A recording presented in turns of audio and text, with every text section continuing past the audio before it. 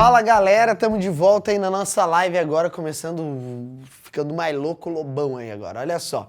A gente vai começar então com a nossa live a respeito aí da nossa revisão do Enem. Antes que a galera comece aqui a me dar uma aparição, olha o tempo, vamos começar ligeirão aí pra gente poder ver o máximo de coisas que eu preparei pra vocês.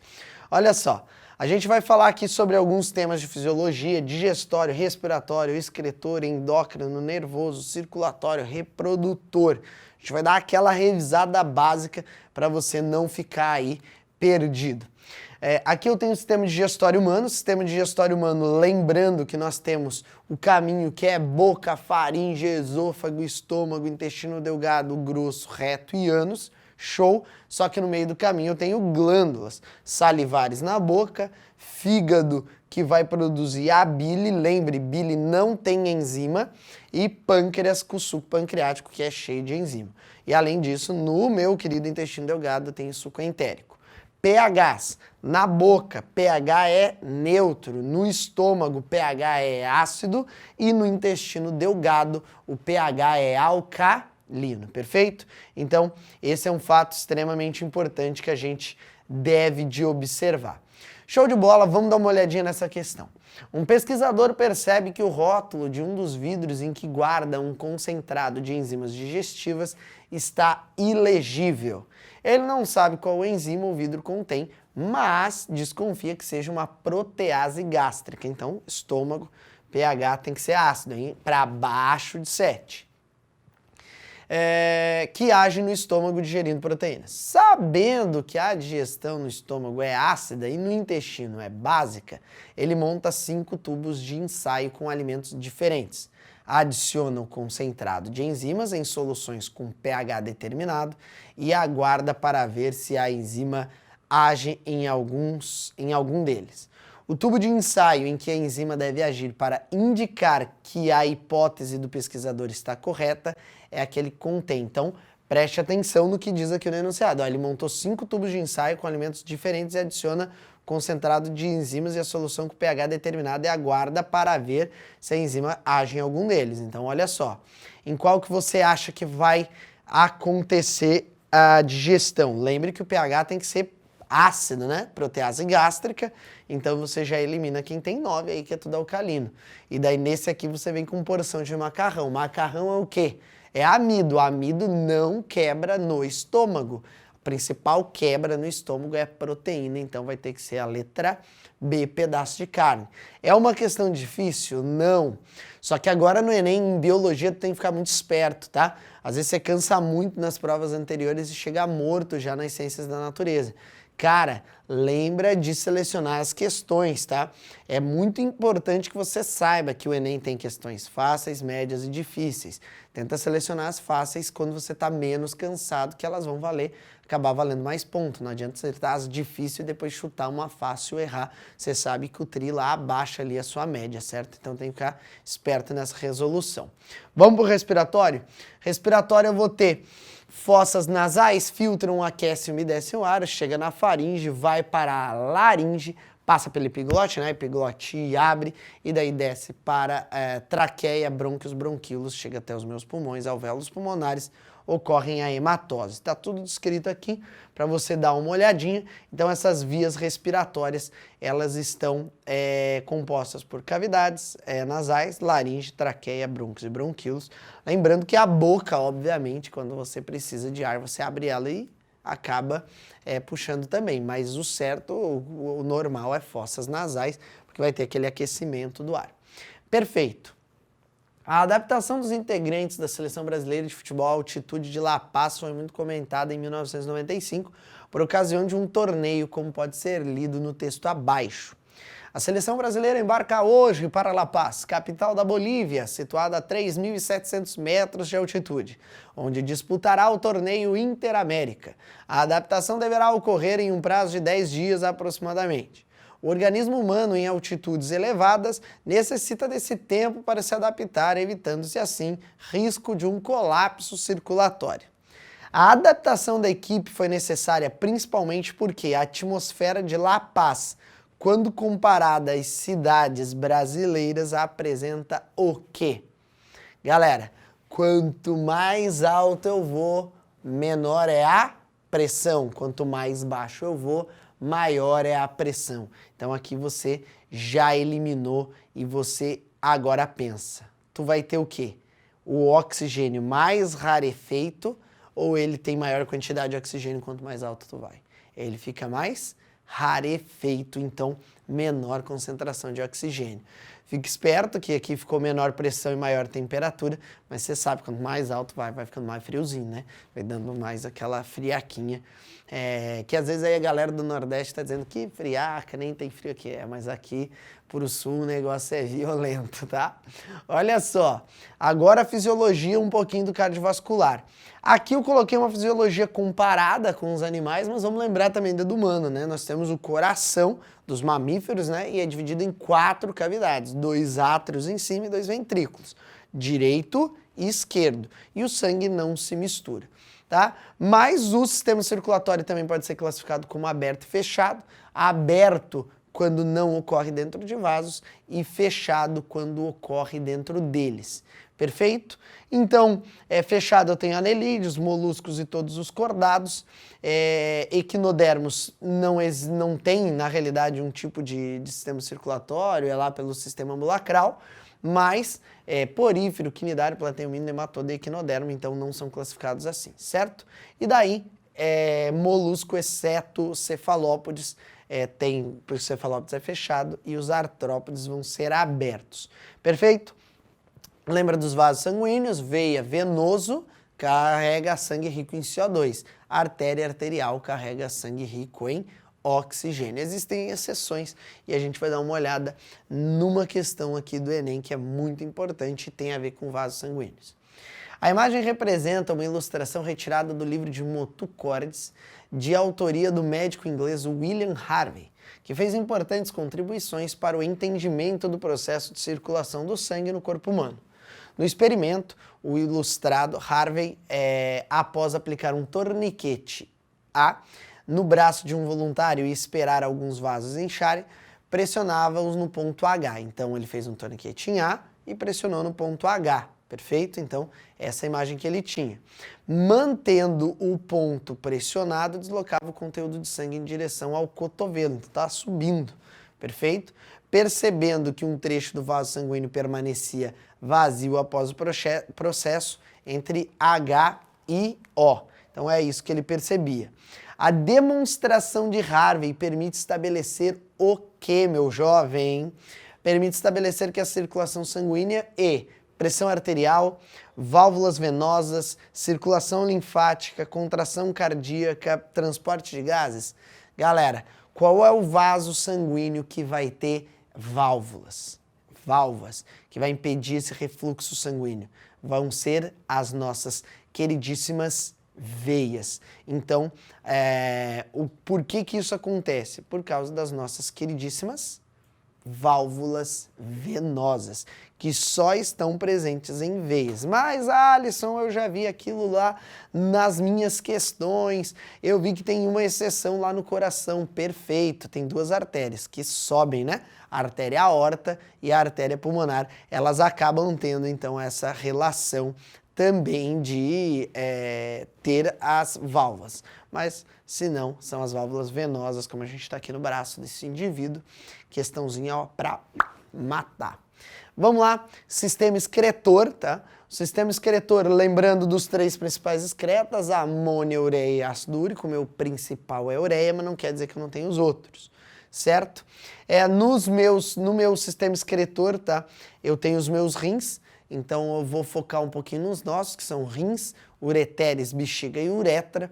E nos animais, daí, cara, tem uma infinidade, vai surgindo primeiramente nos meus queridos plateumintos, até os meus cordados, que todos vão ter rins, certo? Porífero e quinidário não tem sistema excretor. E aí a gente vai falar de uma doencinha importante e de um hormôniozinho legal.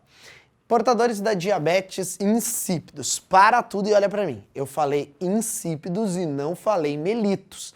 Existe uma grande diferença entre as duas. Melitos tem a ver com insulina.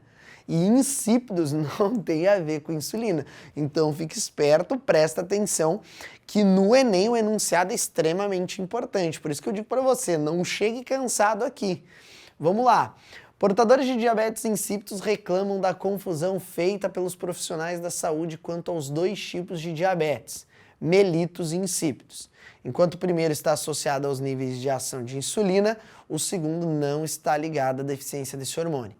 O diabetes insípidos é caracterizado por um distúrbio na produção ou no funcionamento do hormônio antidiurético, o ADH, secretado pela neurohipófise, para controlar a reabsorção de água pelos túbulos renais. Lembra, o ADH é produzido no hipotálamo e armazenado na neurohipófise.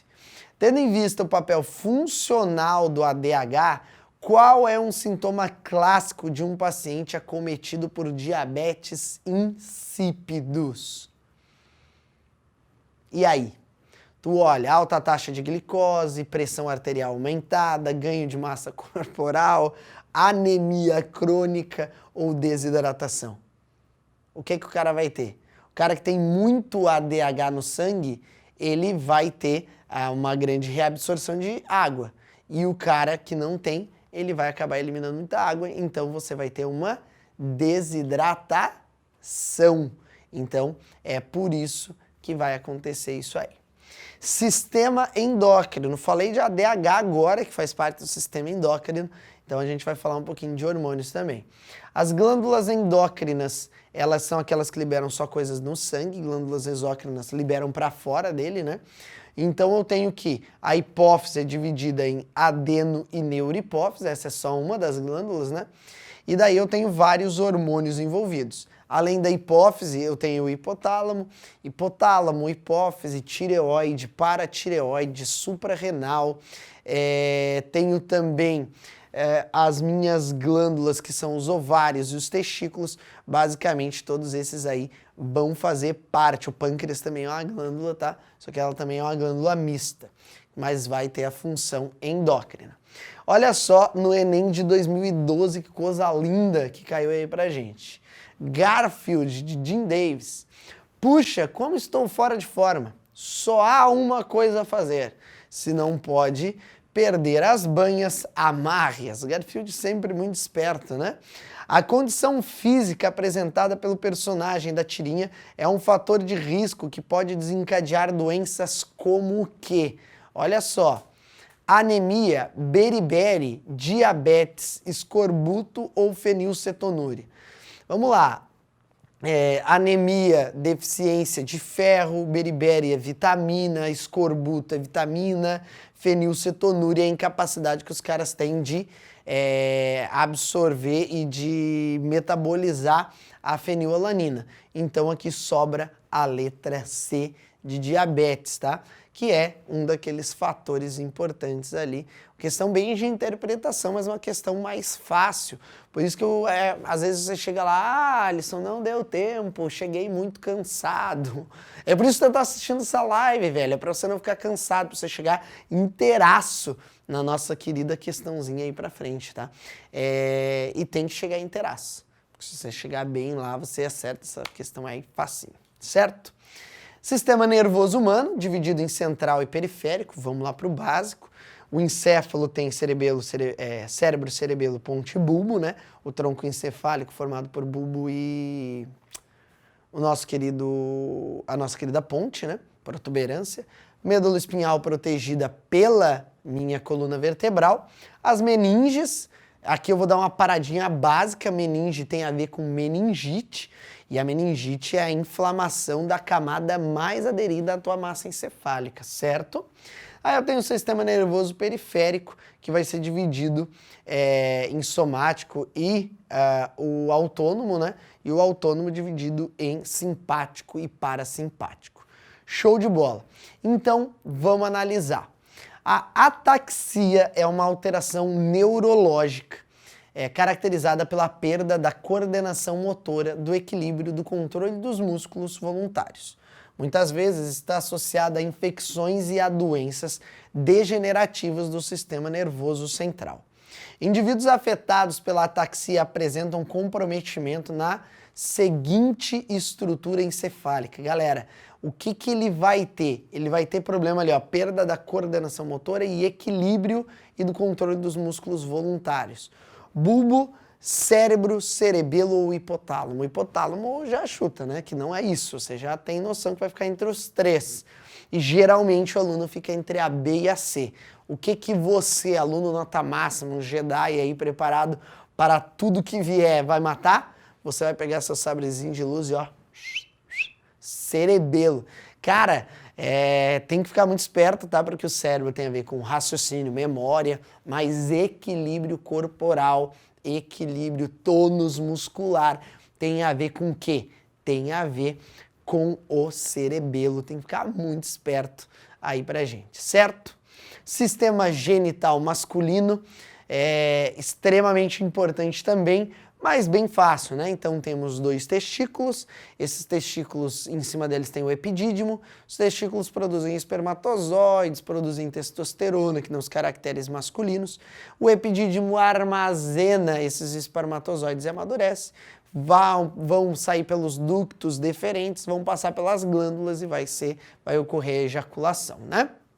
Esse sêmen, todos esses ductos ejaculatórios aqui são importantes. Vamos dar uma analisada, então, básica nesse espermatozoide aqui para a gente ficar esperto. Observe o desenho abaixo que representa um espermatozoide humano. Em seguida, analise as proposições, coloque V ou F para as verdadeiras e falsas, e aí eu vou lendo para você, para dar tempo de você fazer aí junto comigo, depois a gente vai para o gabarito, certo?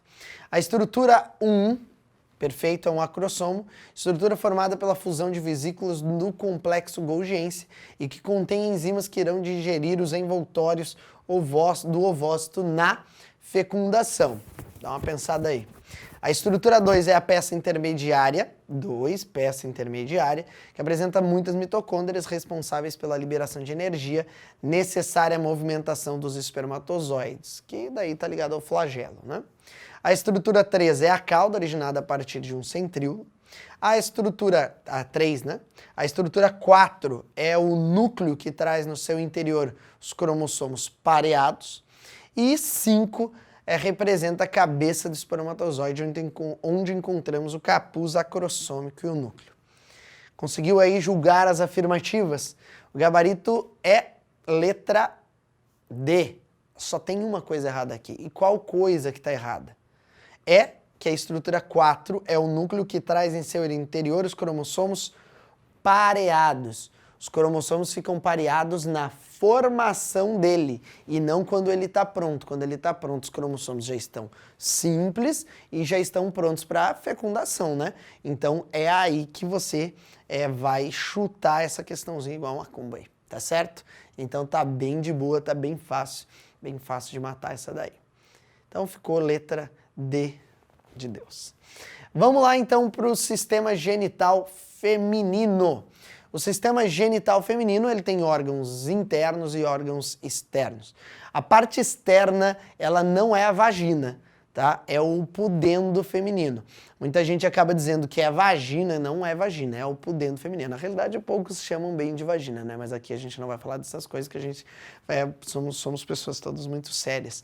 Então, vagina, útero, tubo uterino e ovário, onde que a gente vai focar? A gente vai focar um pouquinho, então, nas tubas uterinas, que é onde ocorre a fecundação, e no útero, que é onde ocorre a nidação. Então, tuba uterina, fecundação, útero é onde ocorre a nidação, a fixação, para que ocorra o desenvolvimento. Também é importante lembrar dos hormônios, 2 hormônios ovarianos, que é o estrógeno e a progesterona, e 2 hormônios hipofisários. Os hormônios hipofisários, cara, a gente tem que ficar muito esperto, que são produzidos lá na adenohipófise, e eles gostam de inverter isso, certo? Olha lá, existe uma infinidade de métodos contraceptivos que apresentam eficácias variadas. Um método contraceptivo considerado como um dos de menor eficácia é a utilização de.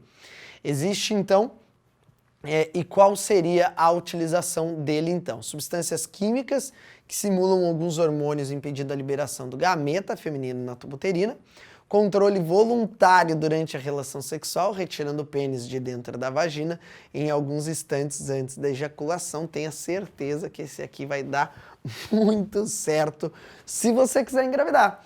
Se você quer engravidar, por favor, realize este método contraceptivo, que ele é perfeito. E galera, muito em breve você vai ter um Benjaminzinho lá em casa. Eu já tenho um, mas, cara, não dá, né? Então preste muita atenção. O de menor eficácia é o B.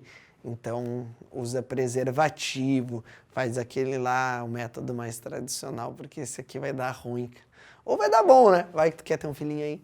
Olha só, vamos para a genética, vamos dar uma passada aí nesses 3 temas, que é a primeira lei, segunda lei e sistema BO. Então, a genética, ela trabalha com alguns conceitos que você tem que saber.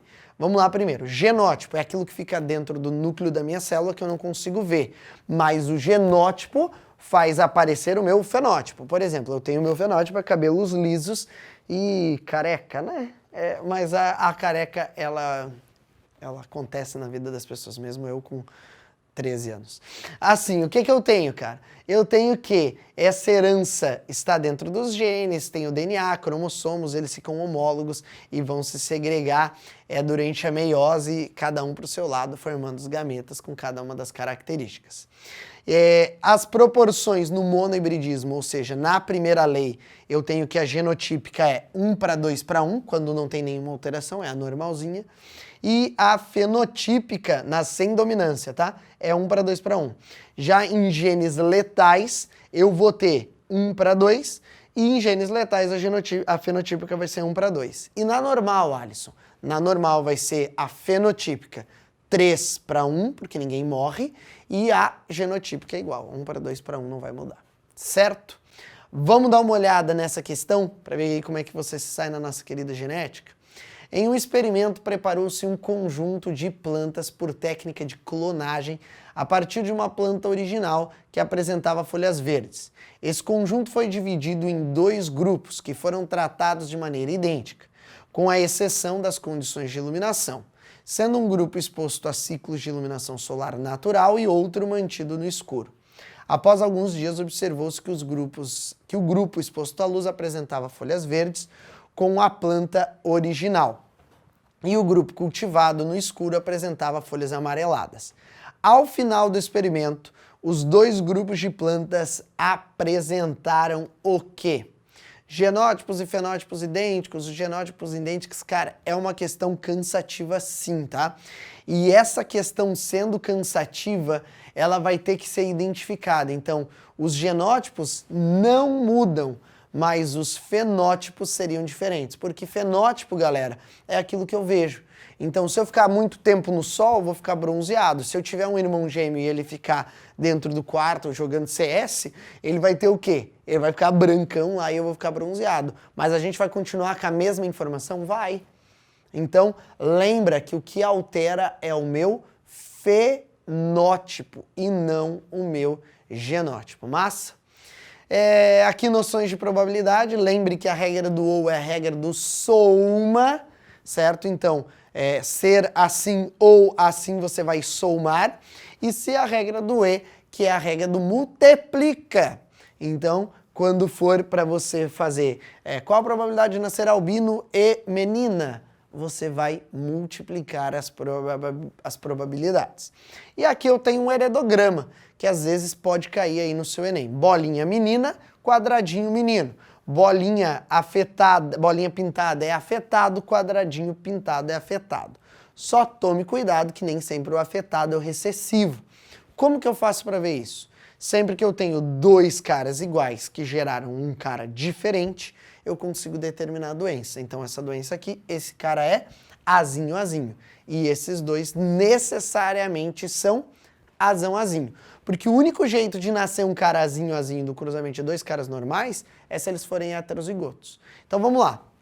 A fibrose cística é um distúrbio autossômico recessivo, sendo que aqui já me diz, né, que se manifesta quando o indivíduo herda 2 alelos não funcionais do gene SFTR. Segundo o heredograma abaixo, qual a probabilidade do indivíduo 3, 4 ter a doença? Então ele quer saber esse cara aqui de ter a doença. É muito simples. Se esse cara é azinho, azinho, esse é azão alguma coisa. Esse aqui obrigatoriamente é azão, azinho, porque ele não é pintado. E esse é azinho, azinho. Quando eu cruzo azão, azinho com azinho, azinho, eu tenho a probabilidade de meio de nascer um indivíduo afetado. Então assim, ó, é simples. Pode cair fácil assim no Enem? Pode. Só que você tem que ter tempo de ler. Se você não tiver tempo de ler, vai ficar muito difícil. Então, não chuta, lembra de ler o máximo que você conseguir. Alelos de segunda lei, eu quero dar uma atenção a isso. A proporção fenotípica da segunda lei é 9 para 3 para 3 para 1, o que é um fato extremamente importante. E aí, a gente lembra também que a segunda lei é chamada de lei da segregação independente, porque as características estão em pares de cromossomos diferentes. Então aqui eu tenho a cor da ervilha e aqui eu tenho a textura dela. E daí um gameta vai ter cor e textura e o outro vai ter cor e textura. Basicamente isso que a gente vai observar. Então vamos lá para o que Mendel fez. Uma linhagem pura de uma variedade de ervilhas de sementes, lisas, gene dominante, e flores brancas, gene recessivo, foi cruzada com outra linhagem pura de uma variedade de sementes rugosas, o gene recessivo, e de flores roxas, gene dominante.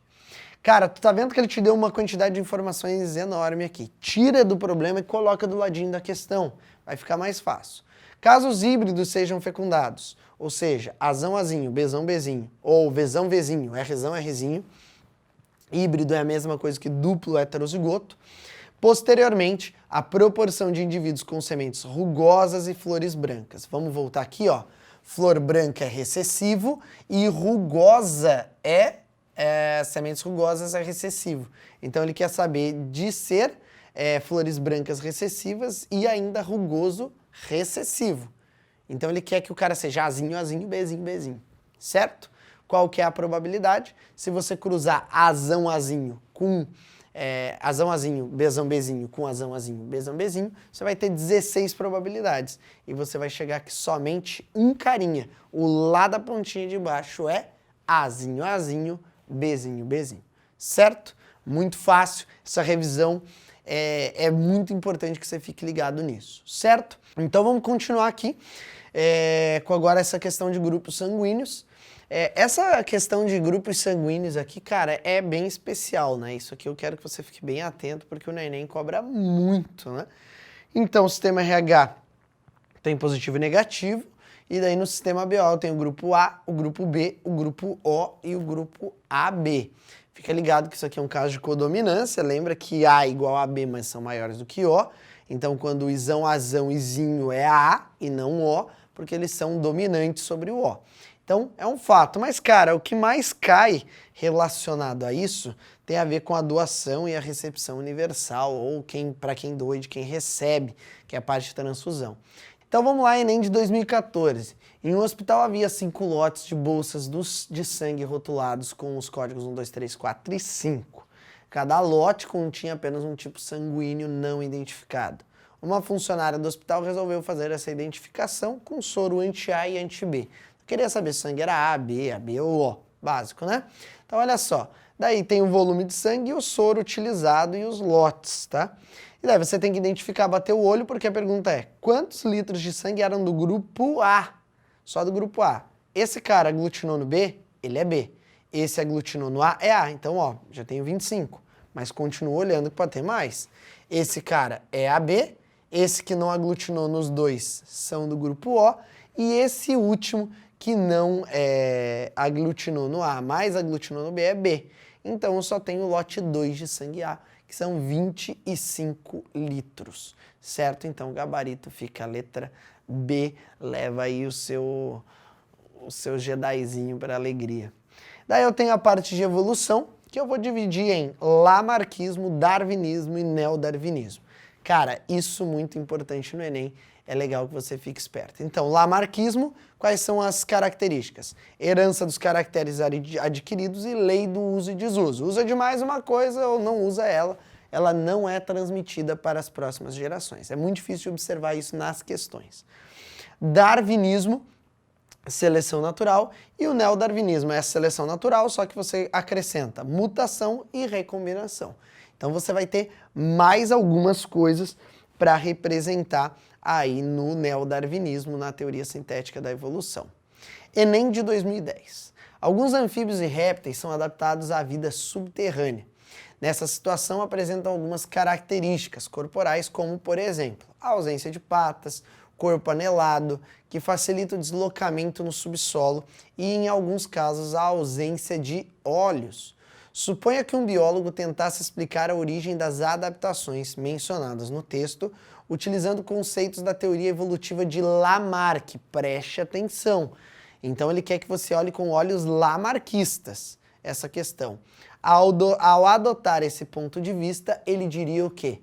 Que a ausência de olhos teria sido causada pela falta do uso dos mesmos, segundo a lei do uso e desuso. Então tem que ficar ligado na teoria. Olha ali, as características citadas no texto foram originadas por seleção natural. Darwin, não é Lamarck. O corpo anelado é uma característica fortemente adaptativa, mas seria transmitida apenas para a primeira geração de descendentes. Já não apoia a teoria de Lamarck. Então, assim, ó, fique esperto com o enunciado. Ele está dizendo para você falar de Lamarck. Por mais que que Lamarck tenha sido objetivamente contestado por Darwin, a questão que é Lamarck. Então você tem que ficar esperto. Vamos para mais uma?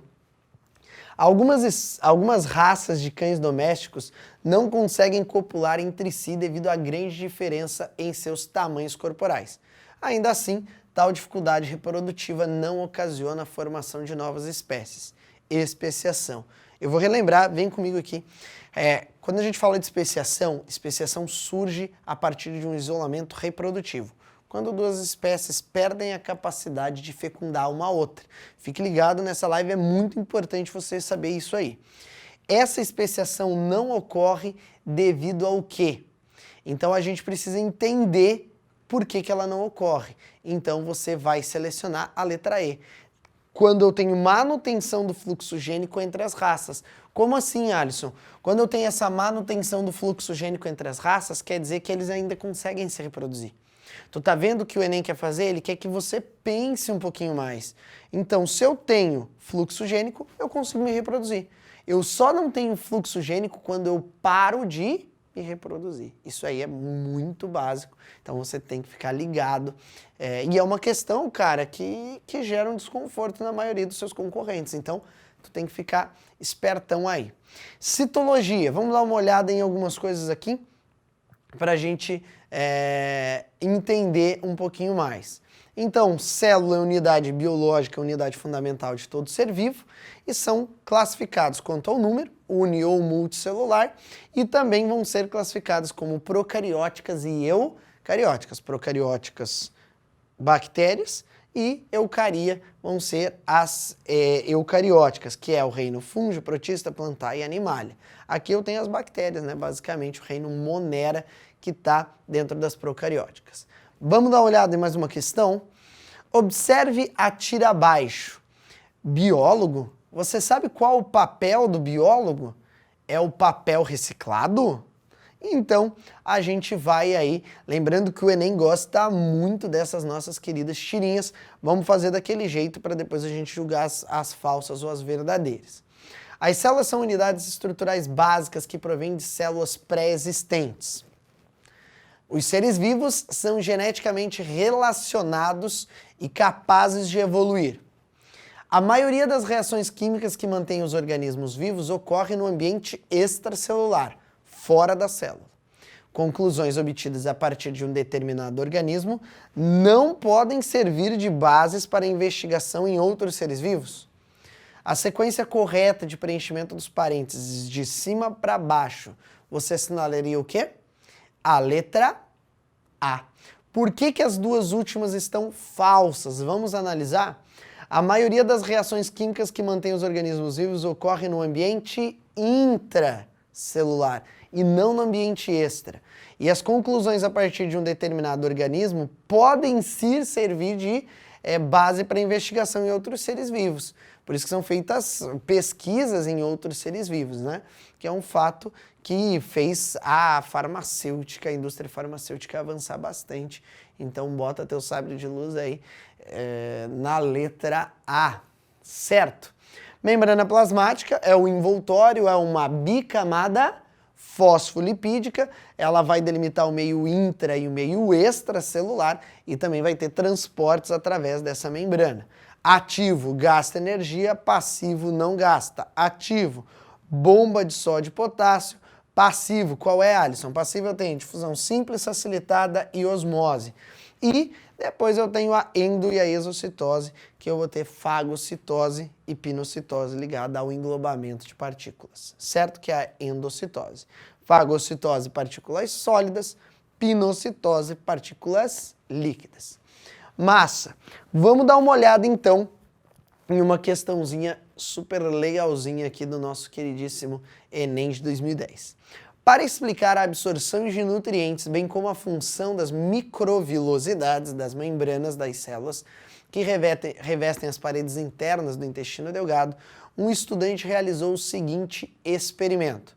Colocou 200 ml de água em 2 recipientes. No primeiro recipiente, mergulhou por 5 segundos um pedaço de papel liso, como na figura 1. Então, lá um papel liso. E no segundo recipiente fez o mesmo com um pedaço de papel com dobras simulando as microvilosidades, conforme a figura 2. Os dados obtidos foram a quantidade de água absorvida pelo papel liso foi de 8 ml, enquanto pelo papel dobrado foi de 12 ml. Cara, a resposta está no enunciado.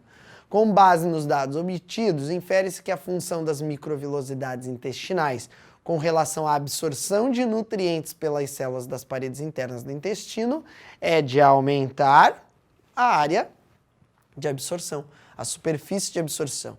Lembre que o nosso intestino delgado nós temos cerca de 250 metros quadrados de área para absorver, certo? Então, é uma questão que, cara, o Enem ama. Imagem, associar imagem, tá dentro das competências e das habilidades que você tem que desenvolver para fazer a prova do Enem. Certo? Considere os seguintes componentes celulares. Número 1, parede celular. Número 2, membrana celular.